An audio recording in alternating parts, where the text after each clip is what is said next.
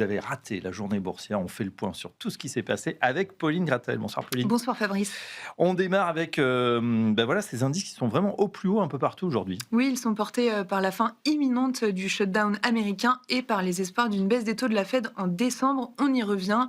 En Europe, l'Eurostoxx 50 et le Stoxx 600 inscrivent de nouveaux records historiques. En France, le CAC 40 inscrit lui aussi un nouveau record à 8280 points, en hausse de 1,5% au cours de la séance. Aux États-Unis, les indices sont ouverts en hausse modérée avec tout de même un record à la clé pour le Dow Jones. Côté asiatique, les indices sont également au plus haut. Au Japon, tout d'abord, l'indice Topix atteint un nouveau record et a clôturé en hausse de plus de 1%. Le Nikkei a aussi terminé en hausse. À Taïwan, les indices sont également au plus haut.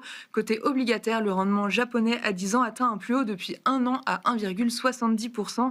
Et le yen reste sous surveillance après avoir atteint un plus bas de 9 mois par rapport au dollar. Un yen qui chute pour l'instant de 1% sur la semaine.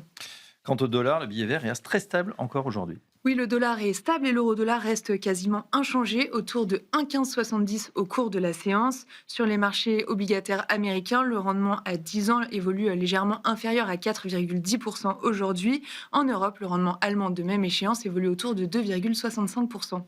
Pauline, on revient donc sur cette fin imminente, dit-on, du shutdown. Le Sénat a validé lundi le texte provisoire de financement et c'est donc au tour ce soir de la Chambre des représentants de se prononcer pour mettre fin à la paralysie budgétaire aux États-Unis.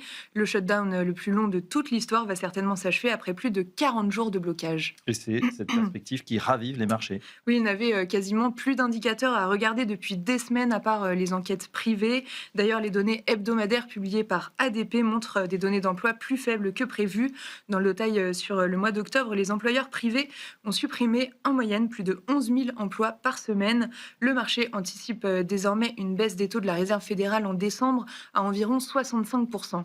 On passe du côté de la micro, des valeurs. AMD qui ouvre en hausse grâce à WS. Oui, le titre bondit de 8%. Donc le AMD ouvre en hausse à Wall Street de 8%. Le groupe prévoit une forte croissance de ses ventes sur les 5 prochaines années grâce à la forte demande de ses produits destinés aux centres de données.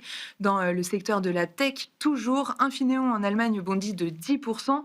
Le groupe prévoit de renouer avec la croissance en 2026 et les perspectives de vente de ses solutions d'alimentation pour les data centers sont relevées. Ouais, tout va bien pour les semi-conducteurs, les puces, mais en revanche, en France, Edenred plonge de 10% au cœur Oui. de la séance. Et Pluxee, dans son sillage, cède 8%. Le Brésil, un marché phare pour Edenred et qui représente environ 10% de son activité, va durcir ses règles sur les titres restaurants et cela pourrait amputer les performances d'Edenred. Edenred et Pluxee se disent inquiets sur cette réforme à venir.